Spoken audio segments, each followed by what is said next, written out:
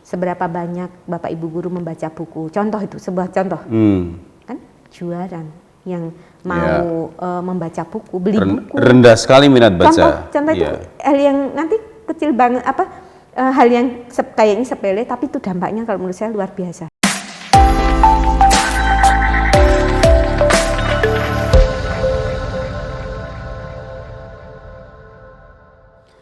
Ketemu lagi dalam Dialektika. Ini episode yang udah kesekian kalinya dan saya kedatangan ini kakak saya nih sebenarnya. Jarang-jarang ketemu, dulu senior di kampus dan saya kira saya harus akui beliau ini salah satu orang yang memunculkan inner drive dalam diri saya pada waktu itu untuk menjadi aktivis senior di IMM, di kami, dan juga banyak inspirasi dari beliau yang saya dapatkan. Jadi itu membawa diri saya kemudian mengenal banyak hal, banyak kawan, berdialektika dengan banyak orang, bergaul tanpa batas dan seterusnya. Dan sampai hari ini tampaknya ruh dan jiwa aktivisnya nggak hilang nih satu orang. Dan kita akan ngobrol kurang lebih 30 sampai 45 menit seputar berbagai macam persoalan yang menyangkut dunia pendidikan, dan kita akan mengulik, menggali, karena saya tahu beliau ini adalah orang dengan jam terbang yang cukup tinggi, yang cukup luas. Hampir seluruh kehidupannya diabdikan dalam dunia pendidikan.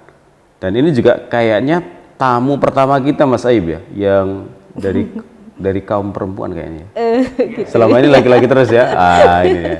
Baik, assalamualaikum Mbak Deni Israwati. Waalaikumsalam warahmatullahi wabarakatuh. Sehat Mbak? Alhamdulillah sehat. Iya.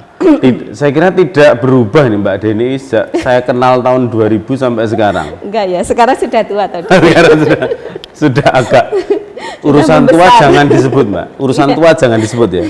Karena saya masih merasa 17-an sampai sekarang. Oke.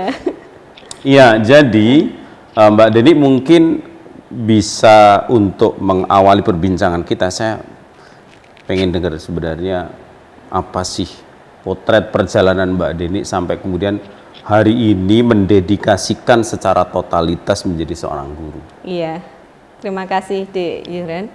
Assalamualaikum warahmatullahi wabarakatuh. Para pendengar gitu ya. Berbahagia sekali Jumat siang ini undangan di Yuhran. Katanya ngobrol-ngobrol aja Mbak gitu ya. Saya bisa hadir di kampus Universitas Muhammadiyah Magelang, kampus alma mater. Kampus yang sangat kita banggakan. Saya pokoknya ketika maksudnya jalan-jalan kemana ditanya alumni mana, UIN ya gitu. sering begitu kalau Dek.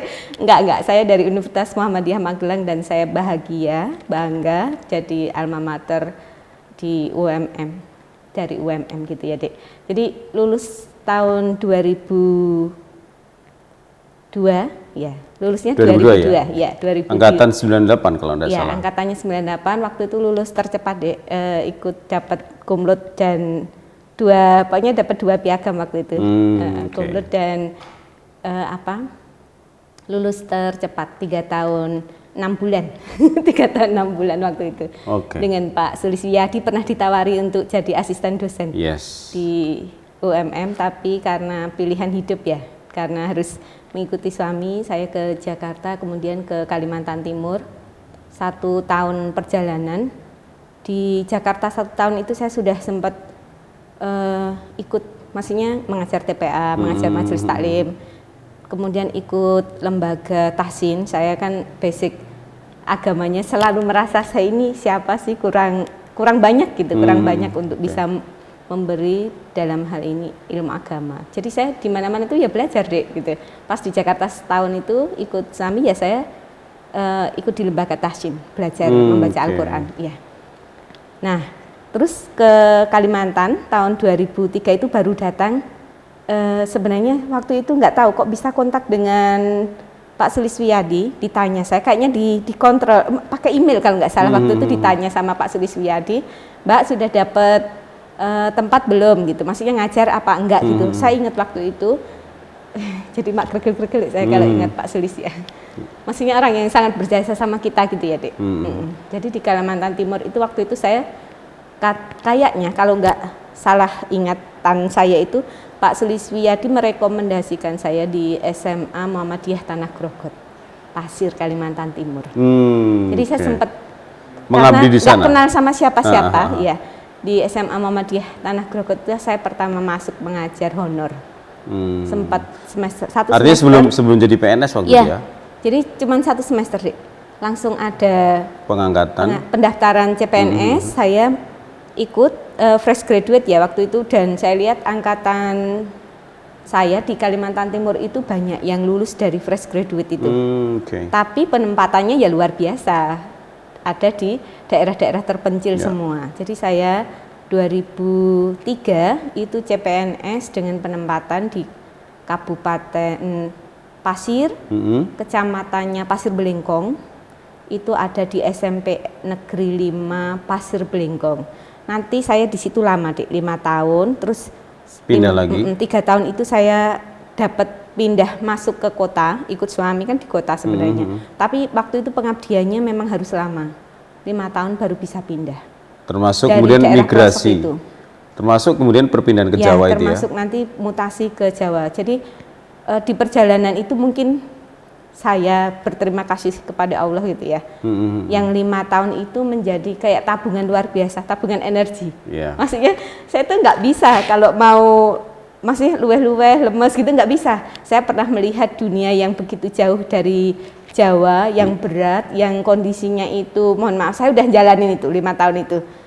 Tapi kok nulisnya susah ya, mau menceritakan bagaimana saya bertahan hidup. Setiap pekan itu kan suami saya datangnya itu hari Sabtu siang, menjemput, dibawa ke kota lagi. Nah di situ saya survive. Jadi long distance ya? Iya, dia di kota. Saya di daerah. Dan jaraknya cukup jauh ya? Sebenarnya 1 jam, cuman 1 jam itu medannya berat. Medannya bukan aspal, waktu itu masih jalan. Kalau zaman kita kecil itu kericaan itu loh. Jadi kan memang pembangunannya tertinggal berapa tahun gitu ya. Jadi ngalamin yang pasarnya seminggu sekali, belanjanya itu bisa seminggu sekali, air putih bawa dari kota, mengalami kalau musim kemarau itu nggak ada air, nggak ada air. Jadi saya dalam 1 hari itu hanya bisa memakai sekitar 3 ember air. Masya Allah. Dan itu selama 5 tahun ya? Ya, hampir 5 tahun. Pernah menyerah saya, hampir menyerah. Maksudnya saya pernah, kan itu saya mengalami hamil 2 kali di kondisi itu. Jadi saya pernah minta sama suami untuk boleh nggak berhenti gitu di sana itu waktu masih berat itu, sebelum kemudian dapat pindah ke kota. Itu mulai berat itu ketika hamil anak kedua.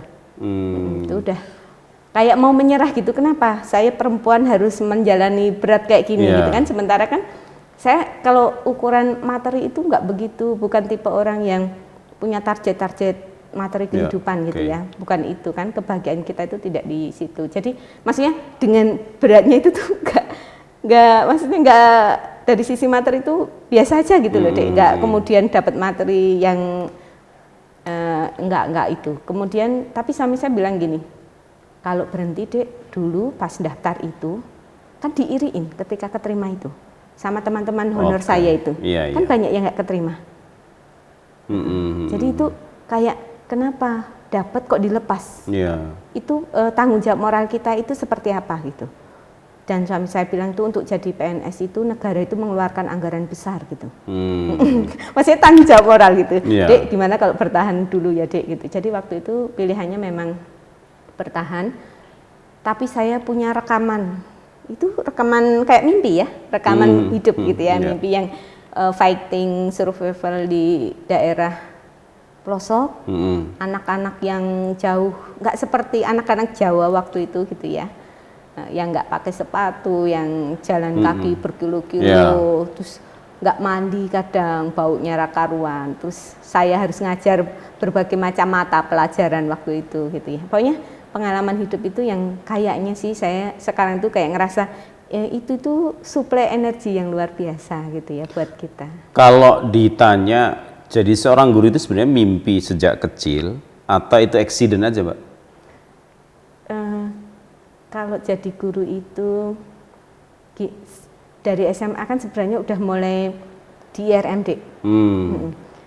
Kalau artinya mimpi itu sekarang, sudah mulai terbangun dari sana ya? Ya, kalau kayaknya ya, cuman nggak ada orang yang ngasih petunjuk ya, maksudnya kamu itu bagus di sini gitu, itu kan waktu itu belum. Tapi ketika mulai di SMA memilih pakai jilbab, aktif di Rohis, di OSIS kan, waktu itu udah mulai ngaji, ikut kegiatan. Kalau alma mater SMA negeri saya itu kan termasuk Rohisnya bagus. Jadi dalam satu pekan tuh bisa 3 kali ngaji. Yang majelis-majelisnya itu ada majelis keputrian, ada majelis Rohis, ada halakohnya sama alumni waktu itu. Nah itu udah mulai terlatih berbicara gitu ya, memimpin teman-teman. Jadi waktu itu Allah yang ngasih jalan ya Dek ya, sampai saya aktif di IRM, Ikatan Remaja Muhammadiyah waktu itu, di PD IRM, bahkan tahun berapa ya, 98 sebelum masuk UMM itu sempat ikut Muktamar IRM di Makassar. Karena saya aktif di IRM ngisi apa Dek, kalau Taruna Melati kalau nggak ada salah. TM-TM-nya itu. Ya, Jadi TM. Saya masih sekolah SMA, ikut TM sampai TM berapa ya? TM-nya itu di Klaten pernah itu. Di Klaten itu levelnya Jawa Tengah ya. TM3 biasanya, TM3. Tingkat provinsi. Saya di sana jadi bulurahnya waktu itu. Oh gitu ya.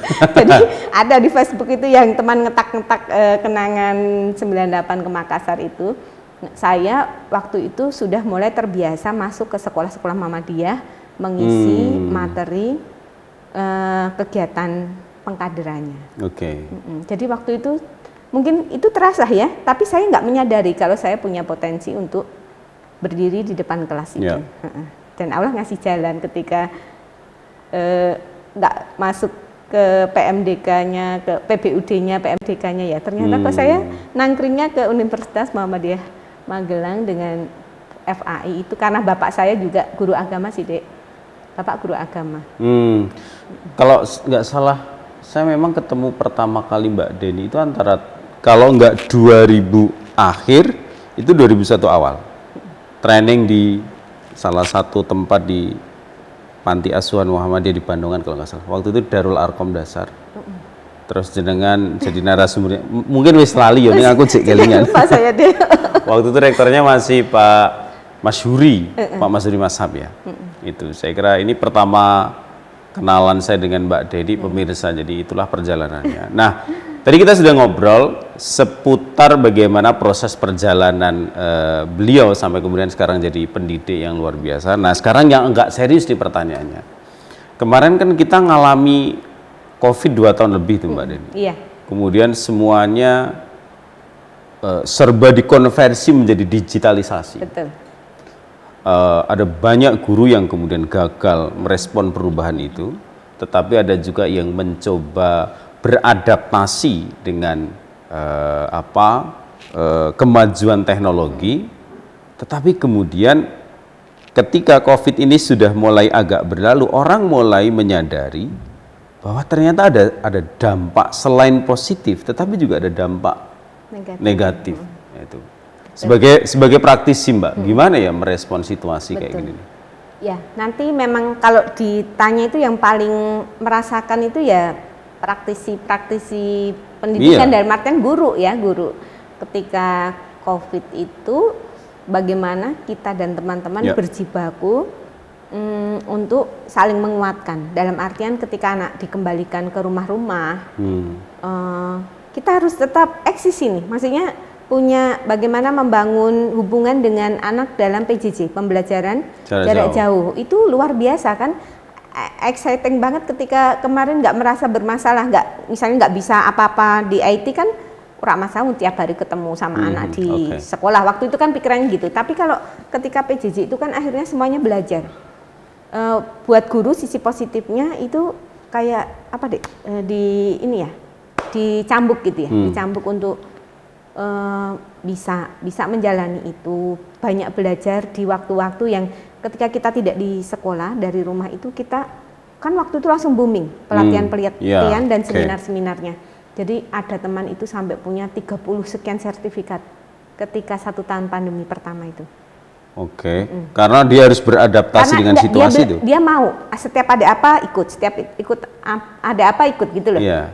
Kan banyak di share di UN. Nah, kalau kita ya, kalau saya cuman belasan mungkin. Nah itu, tapi kita peningkatan dari sisi itu luar biasa. Jadi misalnya waktu itu awal-awal pakai Google Classroom, terus belajar meeting, Google Meeting-nya itu seperti apa, men-share tugas sama anak itu bagaimana, menilai dan mengembalikan, memperlihatkan kepada anak apa yang sudah dia kerjakan bagaimana, sampai kemudian kita di SMP 1 Muntilan tempat saya berada itu settle atau sudah kokoh dengan Microsoft Office 365. Jadi semuanya tersistem di situ. Bapak Kepala Sekolah bahkan bisa memantau perkembangan pembelajaran lewat Microsoft Office 365 itu. Artinya upaya adaptasi itu betul-betul dilakukan ya? Kalau di sekolah kami dilakukan. Cuma kemudian begini Mbak pertanyaannya, ini kan banyak juga keluhan di masyarakat ya. Katanya teknologi ternyata kemudian sisi positifnya memang mempermudah proses pembelajaran. Tapi sisi negatifnya ada semacam produk hasil belajar itu tidak tidak mengakar, menginternalisasi, apalagi dalam konteks karakter terhadap peserta didik. Itu gimana? Jadi nanti kami setiap akhir semester itu sebenarnya tidak akhir semester ya, waktu itu sudah menyepakati tiap 1 bulan itu ada pekan para guru itu melakukan koordinasi, melaporkan perkembangan masing-masing peserta didik. Itu ada rancangannya, Dek. Kebetulan saya kan di sekolah itu di standar penilaian. Jadi saya itu mengawal itu. Cuman biasanya itu kondisinya kan dipikir 1 bulan ya nggak apa-apa. Ntar kita coba deh nunggu bulan kedua. Bulan kedua, bulan ketiga, bulan keempat sampai ketika mau pelaporan hasil. Jadi udah misalnya melewati ada UTS, ada penilaian tengah semester, penilaian akhir semester. Itu tapi tetap ada anak-anak yang it's not fine. Maksudnya itu nggak baik-baik aja gitu loh. Catatannya itu kan pasti rekomendasi tiap bulannya itu ada sebenarnya. Yeah. Nanti diperbaiki, dikawal sama BK-nya. Pertama kan guru mapel ke wali kelas. Wali kelas itu menghimpun permasalahan-permasalahan anak yang di bawah bimbingannya. Kemudian nanti dengan berbantuan BK. Itu luar biasa perjuangannya untuk sampai mendatangi kunjungan rumah ke tempat anak-anak itu. Jadi dia lost kontak dengan guru-gurunya itu. Misalnya nggak hadir di meeting, tugas blong nggak ada yang dikerjakan gitu kan. Itu harus didatangi dan itu kejadian temuan-temuan keadaan yang ekstrim itu luar biasa, kayak bikin guru shock gitu. Jadi ada anak-anak yang tumbuh pesat deh. Pada waktu pandemi itu dia di rumah itu mampu, nanti ini ada hubungannya sama kurikulum baru deh yang namanya PSE itu, pembelajaran sosial emosional. Jadi itu PSE-nya anak itu berkembang dengan baik tentang kesadaran diri, tentang dia mengelola emosinya ya. Justru pada saat pandemi. Bertanggung jawab. Ya ada anak-anak yang hebat seperti itu, menghebat dengan dirinya. Jadi mohon maaf, misalnya saya guru agama kan, sholat 5 waktu tuh laporannya nggak pernah bolong. Melaksanakan duha, melaksanakan tahajud gitu kan. Produk belajarnya tuh keren-keren. Apa itu istilahnya? Semacam antitesa anggapan banyak orang bahwa produk COVID sesungguhnya gagal dari sisi karakter. Ini ada kondisi yang tidak merata, Dek. Oh, jadi ini kasus-kasus tertentu saja ya? Ada anak-anak yang melejit. Bagus kan? Kita bangga banget lihat itu. Bahkan ketika pandemi itu nanti ada event-event lomba, dia tetap anak-anak kami ada yang mendapatkan juara-juara kan. Nah, tapi ada anak yang jauh banget dari ibaratnya KKM itu dari target minimalnya ini. Ini nggak sampai gitu. Terus di rumah dia, mohon maaf, misalnya didatangin jam 8, belum bangun. Jam 8 pagi belum bangun. Jam 9 belum bangun, jam 10 belum bangun. Dia malam begadang dengan game, misalnya gitu. Itu dari sekitar 30 anak, itu nanti di rata-rata kelas anak yang lost seperti itu, 5-8 anak. 5 anak itu yang berat banget. Padahal Nadiem Makarim kan waktu itu memberi rambu-rambu ketika pandemi tidak boleh ada yang tidak naik kelas. Itu benar-benar dipegang kalau di levelnya SMP.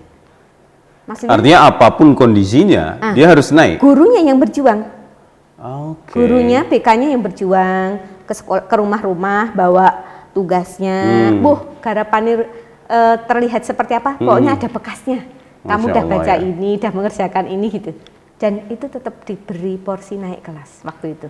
Artinya sebenarnya COVID sesungguhnya juga sangat berpengaruh pada hasil produk ya, hasil kualitas dari anak-anak didik ya. Karena kan tidak bisa berinteraksi langsung kan dalam proses pembelajaran itu. Nanti ceritanya seru lagi ketika sudah mulai masuk. Jadi yang tampak sekali Mbak. Tampak sekali bedanya.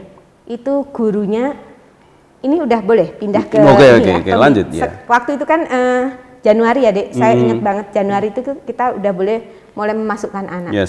Jadi dalam 1 pekan itu anak 3 hari ke sekolah, 3 hari off di rumah. Itu digilir waktu itu. Pokoknya hanya boleh 50% dulu Dek.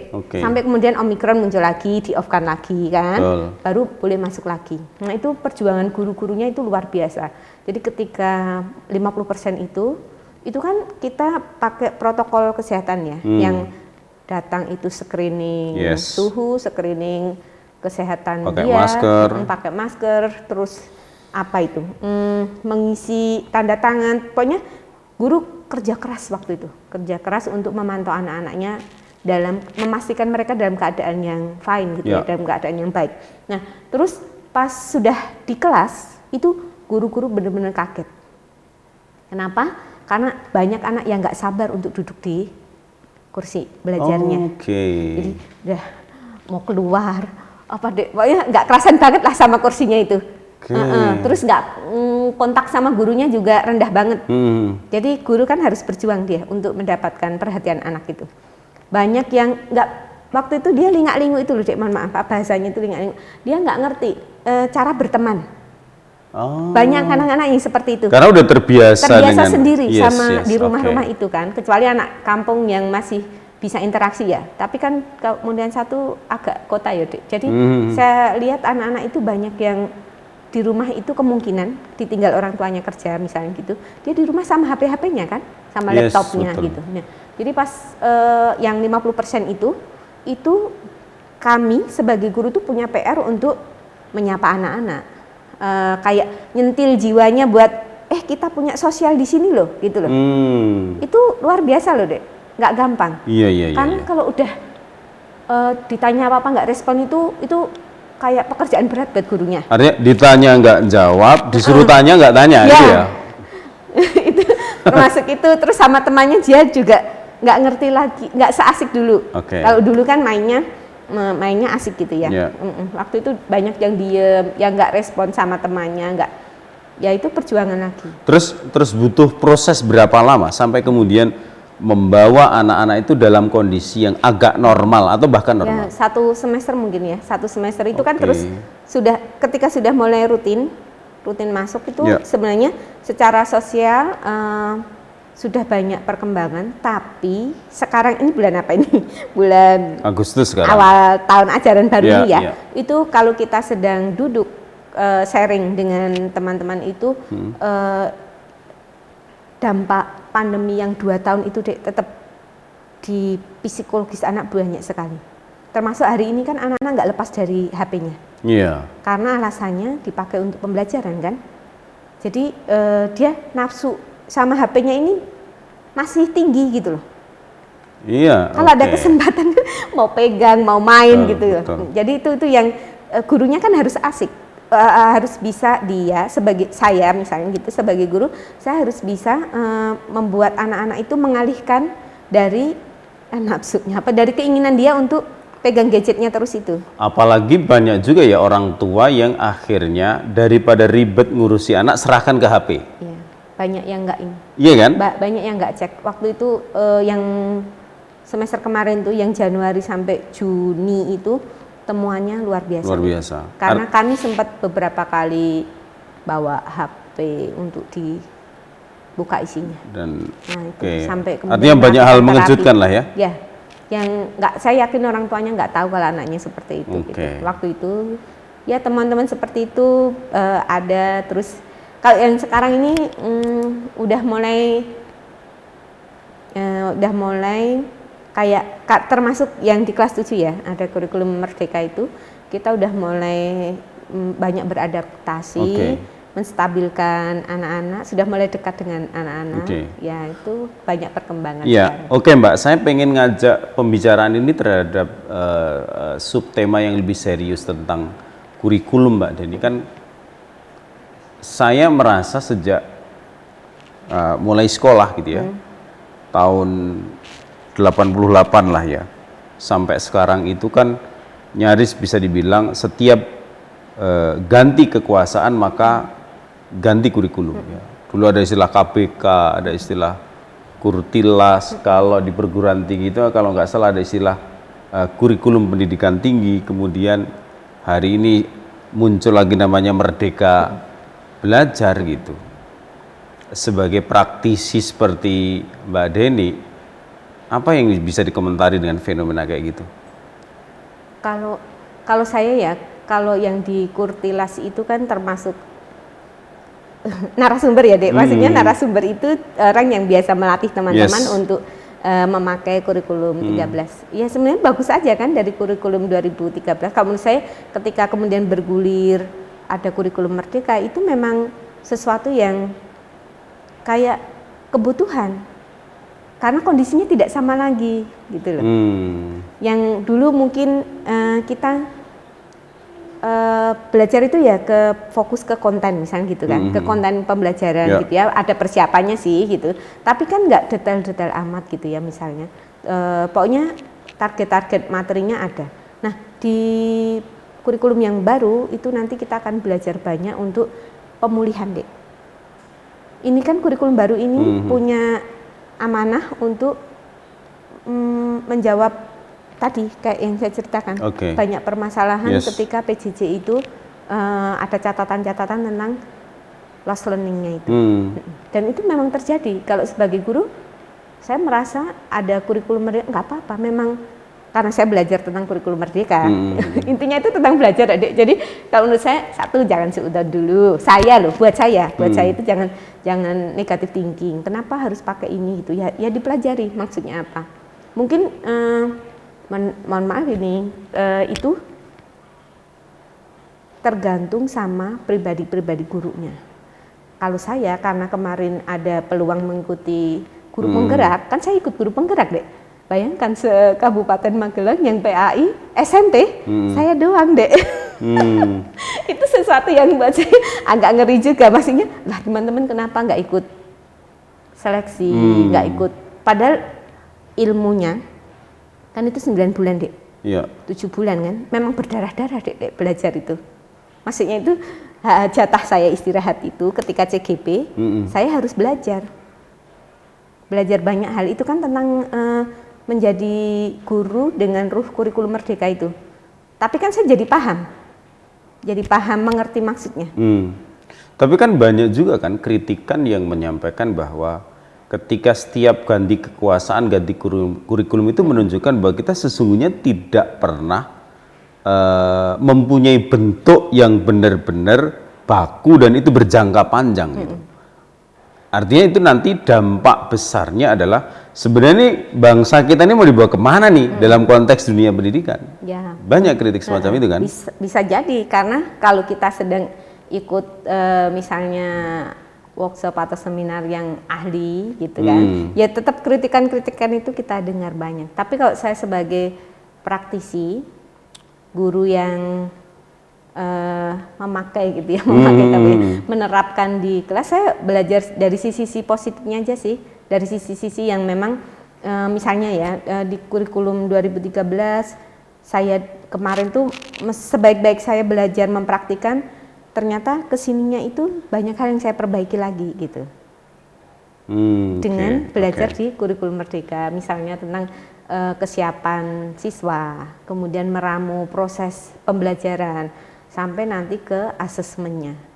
Kalau misalnya saya tanya gini Mbak Deni, sebenarnya apa problem yang paling mendasar dalam konteks dunia pendidikan kita hari ini? Kalau saya itu membayangkan bisa nggak ya proses pembelajaran kita itu endingnya katanya kan kayak ini ya filosofinya KHD itu inti dari pendidikan itu kan di kesadaran ya. Dewasa dalam artian tumbuhnya seorang anak itu kayak tarbiyah kita ya, tumbuh sedikit pelan-pelan seperti tumbuhan yang terus dipupuk gitu ya. Nanti bahasanya memang cuman kalau menurut saya filosofinya KHD dengan filosofinya tarbiyah itu sejalan gitu, tidak bertentangan. Nah itu kita bisa nggak mendampingi anak-anak kita itu kepada muara dari bahwa pendidikan itu adalah membangun kesadaran. Oke. Kebudayaan yang terbentuk itu kan basicnya itu kesadaran dari diri kita gitu ya. Jadi bukan diri kita yang mohon maaf terkekang aturan-aturan bisa begini karena ada begini. Nah itu misalnya gitu. Tapi karena diri kita memahami setiap tindakan-tindakan kita bertanggung jawab dengan pilihan-pilihan kita, itu anak-anak di pendidikan itu di semua mata pelajaran gurunya itu ngerengkuhnya bisa nggak seperti itu? Oke. Ada banyak fakta sosial Mbak Deni yang kita jumpai, misalnya gini ya, kasus terakhir yang kita dengar itu misalnya kasus ya kekerasan dalam dunia pendidikan. Terus dalam konteks fakta sosial kita menjumpai misalnya kemarin tawuran itu Mas Saib ya, tawuran antara pendukung atau supporter sepak bola. Kemudian kalau kita ngelihat fakta-fakta informasi di media sosial, betapa, mohon maaf ya, saya nyebut misalnya free sex, ada istilah sekarang itu FWD itu loh, friend with benefit ya. Oh iya. Yang FWB ya. Yang sebenarnya itu juga menjurus pada perilaku yang menyimpang dan dalam tanda kutip itu minus moralitas itu. Betul. Nah, kemudian orang kan sekarang lari pada jangan-jangan memang persoalan utama adalah pendidikan kita tidak cukup berhasil untuk menghantarkan anak-anak kita, kemudian dia bisa memproteksi diri dari hal-hal semacam itu. Iya. Gimana Mbak? Iya, nanti kalau kita lihat sisi-sisi keprihatinan kita terhadap perkembangan kesini ya pasti ngeri banget deh, yang kriminalitas terus mohon maaf yang porno aksinya yang sampai gitu-gitu memanfaatkan sosmednya untuk hal-hal seperti itu. Itu isu-isu itu saya rasa di semua sekolah itu ada. Di tempat saya juga ada anak yang butuh perhatian karena melakukan penyimpangan. Ada yang seperti itu. Tapi itu kan bagi guru dia kan kasuistik. Jadi dia ditangani. Nah, yang penting itu jangan sampai terlambat. Waktu itu gitu pikiran kita di situ, dan sekarang masih dalam bimbingan gitu ya, dalam pengawasan. Nah, sistem-sistem di sekolah kita itu ini nanti terus melihatnya itu ke diri sebagai guru ya. Kita bisa nggak menjalankan peran tanggung jawab kita itu sebagai guru gitu ya, dengan kedalaman apa itu namanya pengabdiannya gitu ya, pengabdiannya. Jadi saya pernah loh di sebuah forum itu yang hadir guru semua. Terus misalnya narasumbernya ini mensurvei ke latar belakang atau keadaan masing-masing guru. Jadi misalnya gini, seberapa banyak Bapak Ibu guru membaca buku? Contoh itu, sebuah contoh.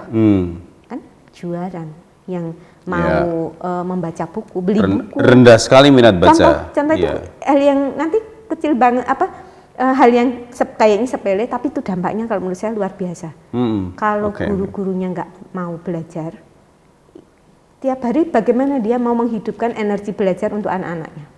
Itu buat saya itu krusial hal-hal kayak gitu. Jadi PR Bapak Ibu guru itu sebenarnya banyak. Nah di Kurtilas kemarin itu kan ada program yang sistematis gitu untuk pembinaan Bapak Ibu guru. Itu bagus memang ya, bagus memang. Tapi dampaknya kan Bapak Ibu gurunya sendiri akhirnya dia kayak apa ya namanya, pasif, dalam artian ntar deh kalau ada pelatihan saya ikut gitu kan. Terus nunggu kesempatan gitu. Kalau sekarang kan nggak kayak gitu, kayak pasar bebas lah. Pasar bebas itu harusnya guru udah sekarang kita berkompetisi belajar gitu loh, bukan berkompetisi hal yang lain ya, tapi ilmu-ilmu yang nanti bisa diterapkan di sekolah itu nanti kayak semacam modalnya guru-guru itu untuk merengkuh anak-anak. Gitu, merengkuh anak-anak. Kalau menurut Mbak Deni, seberapa penting value itu? Sebab kan saya sering sampaikan begini ketika berada di depan dosen-dosen ya, saya bilang gitu. Kalau you semua hanya mengandalkan transfer of knowledge, maka mungkin 10 tahun lagi kita nggak akan dipakai. Karena mereka tanya Ustadz Google udah tahu semua kan? Udah ada semua ilmu yang kita bicarakan itu ada. Maka kemudian pertanyaan mendasarnya adalah seberapa penting value-nya guru. Iya, gimana Mbak? Ya, itu. Karena kan akan ada proses transfer kepada peserta didik yang itu tidak sekedar pengetahuan kan ya, mestinya. Betul itu Dek. Aku nanti itu menjawabnya bukan teoritis ya. Saya mau cerita sebuah kejadian kecil. Misalnya gitu. Ini kan baru awal semester Dek. Baru beberapa pertemuan. Saya udah masuk misalnya ini 4 minggu ya, misalnya 4 minggu, Juli pertengahan sampai pertengahan Agustus kan. Ini udah masuk perkenalan, membuat komitmen belajar dengan anak, membuat, kalau dulu namanya kontrak belajar, kalau sekarang itu namanya kesepakatan kelas gitu ya. Terus sudah mulai ngintro ke pembelajaran. Nah, 2 pertemuan hadir kan.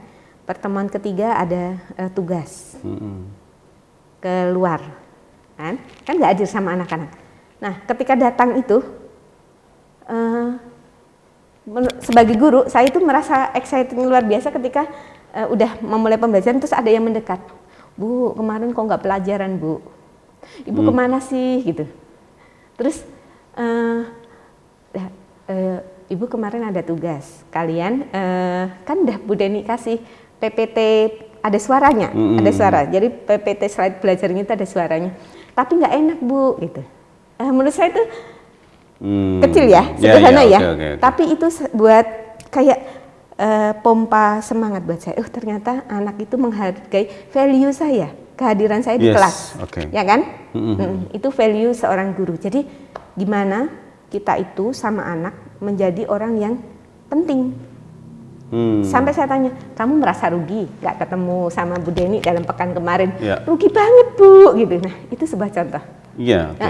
Sayangnya tidak semua guru punya kemampuan semacam itu ya. Itu problem kan? Iya.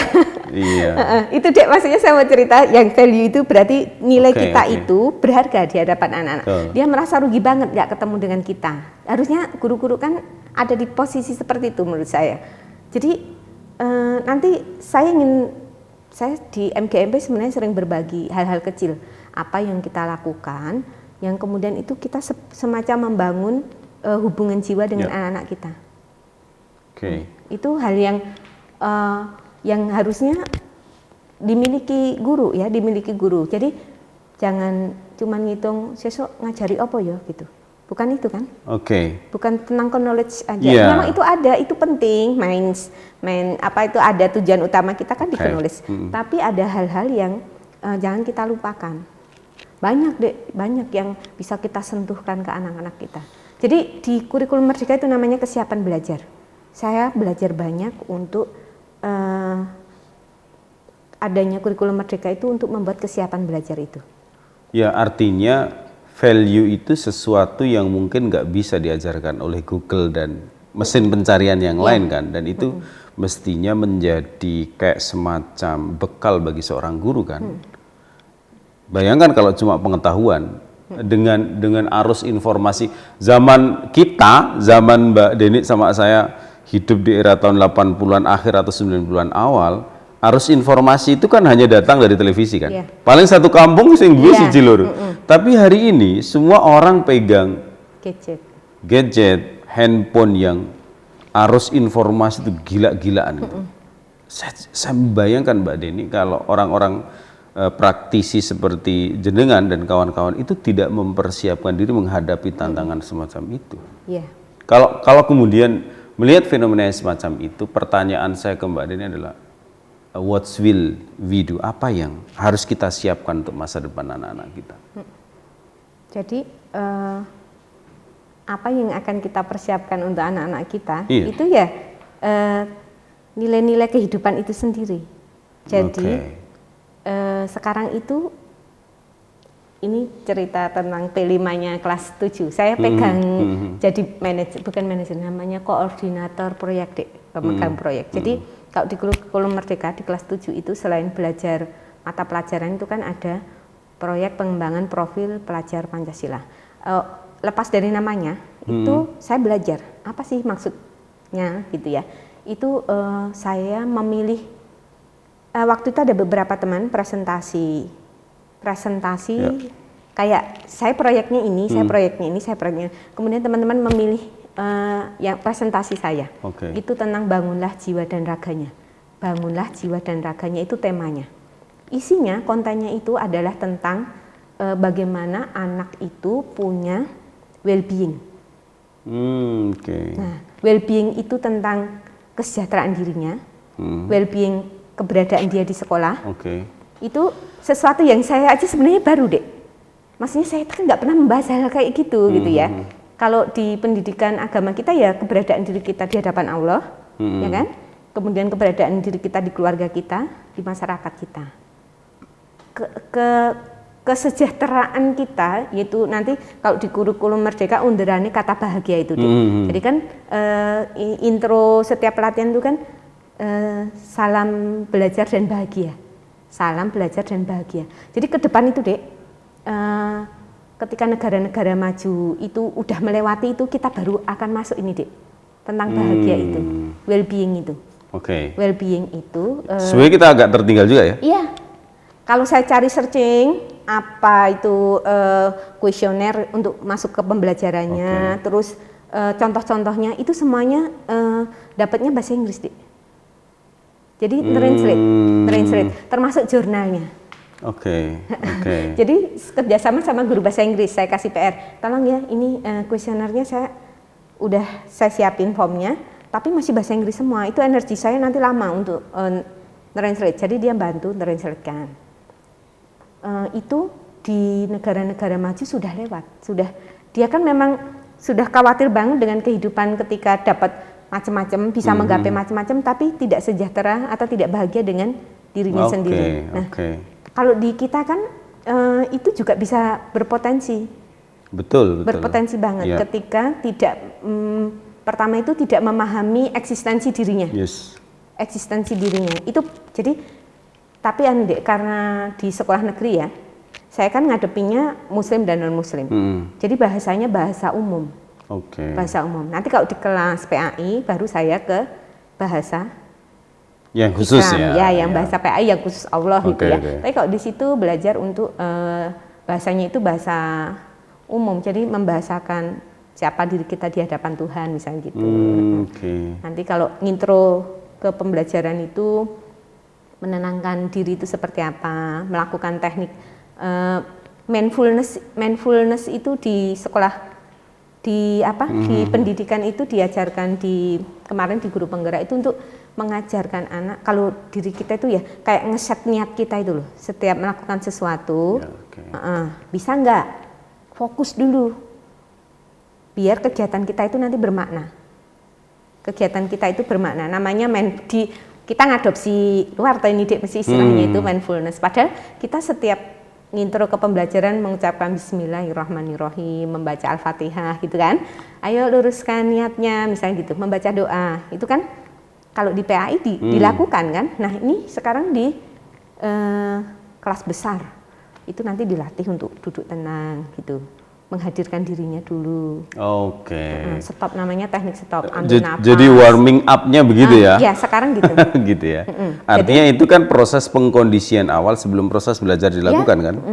Belajar banyak hal. Dan dampaknya bagus, Mbak? Bagus. Dampaknya bagus. Jadi tapi karena nanti akan beda guru yang mengikuti pelatihan dengan tidak, Dek. Yang tidak itu kan ya lihat gitu, tapi dia belum tentu paham kan, belum tentu, karena kita udah prakteknya berkali-kali. Karena kita praktek berkali-kali, misalnya di kelas itu ada kelas 9G misalnya ini yang saya pegang, itu ada anak yang bercerita, Bu, di antara Bapak Ibu guru dan mata pelajaran yang anak-anak bisa tenang, duduk, mendengarkan itu pas sama Bu Dedi, misalnya gitu. Itu buat masukan saya, maksudnya bukannya ini ya, Dek, bukan buat sombong, tapi terus oh ya, itu sebenarnya saya tahu itu dampak dari mindfulness, dampak dari pegang anak-anaknya dulu gitu loh sebelum belajar. Jadi nggak usah nafsu-nafsu banget. Sekarang kan diajarin gitu, jangan nafsu-nafsu banget untuk mengejar materi, memberi tugas gitu. Tapi justru dekat dengan anak, memegang kendali terhadap anak gitu ya. Itu yang sekarang itu saya belajar banyak di hal-hal seperti itu. Itu termasuk recovery terhadap dampak pandemi 2 tahun kemarin. Kalau istilahnya, saya pernah membaca istilahnya Ari Gunanjar Agustian itu kan ada yang namanya zero mind process ya. Artinya orang pada akhirnya harus dikembalikan kepada titik nol untuk bisa melakukan lompatan yang lebih tinggi. Artinya dikondisikan dulu, baru kemudian kita berikan input kepada. Ya, kalau dulu ESK ya, Dek ya. Sebenarnya saya juga pernah ikut, tapi kan guru mungkin pas ikut ESK itu kan praktik, tapi dia, mohon maaf, saya nggak ngerti caranya mempraktikkan sama anak-anak. Ya dengan cara sederhana. Itu seperti sekarang udah mulai belajar itu, udah mempraktikkan. Jadi dengan basis kurikulum yang baru itu ya. Dengan teknik stop, dengan mindfulness itu ngajarin anak-anak untuk mengambil nafas gitu ya, melepas nafas, fokus, berbicara sama dirinya sendiri gitu. Itu ini di kurikulum yang baru menerapkan hal-hal seperti itu. Dan tidak hanya memburu bagaimana materi itu sampai kepada anak-anak, tetapi juga internalisasi moralitas, integritas dan lain-lain ya. Yang tadi kita sebut dengan istilah value itu ya. Nah ini nanti kalau dia kondusif, capaian-capaian yang pembelajarannya itu nanti insya Allah sampai. Tapi ya tetap baik, Dek, keluhan-keluhan tentang anak itu kalau sampai bulan ini itu masih banyak, banyak. Ya memang kadang-kadang sekolah, masyarakat dengan orang tua itu kan tidak benar-benar bisa bersinergi ya. Kalau kita baca banyak teori pendidikan itu kan sebenarnya tanggung jawab pendidikan itu kan ada 3 komponen ini. Mungkin di sekolah bagus, tapi ketika anak-anak itu kembali kepada masyarakat, kembali ke orang tuanya nggak balance nih. Problemnya ya kan, gurunya udah keren-keren karena banyak pelatihan ya, tapi orang tuanya kan nggak pernah ikut pelatihan. Masyarakatnya juga bukan masyarakat yang terlatih dalam tanda kutip. Ketika nggak terjadi balancing dalam pengkondisian anak-anak, kadang-kadang ya memang yang terjadi. Iya, itu siapa kalau mengikuti Ustadz Cahyadita Karyawan yang tokoh pemerhati keluarga ya. Kita itu kan sebagai generasi tidak ada sekolah tentang keluarga. Ya, tidak ada pendidikan tentang bagaimana menjadi seorang bapak, seorang ibu, seorang ayah, seorang bunda gitu, yang nanti kemudian harus ngapain gitu ketika dititipi punya anak itu. Nah itu luar biasa ya, Dik ya. Itu memang mungkin kalau dirunut gitu ya, PR-nya bangsa Indonesia itu termasuk itu keluarga-keluarga. Betul. PR-nya tentang keluarga. Jadi kalau kita kuliah di Tarbiyah mending, Dek, di PAI. Pernah dengar paling enggak? Enggak, ilmunya banyak loh. Kita kan belajar Abdullah Nasiulan, misalnya kan gitu dulu. Terus tahap-tahap perkembangan anak itu seperti apa, bagaimana mendidik anak dengan positif. Nah itu kita kalau di PAI itu, di FAI, di Fakultas Agama Islam itu, misalnya nggak kerja jadi guru, ilmunya itu buat jadi orang tua, ayah, ibu itu kayaknya bermanfaat banget. Saya baru sadar Mas Aib, kalau ini sama-sama alumni FAI kita ya, kok nggak kepikiran mau aku ya. Tapi kalau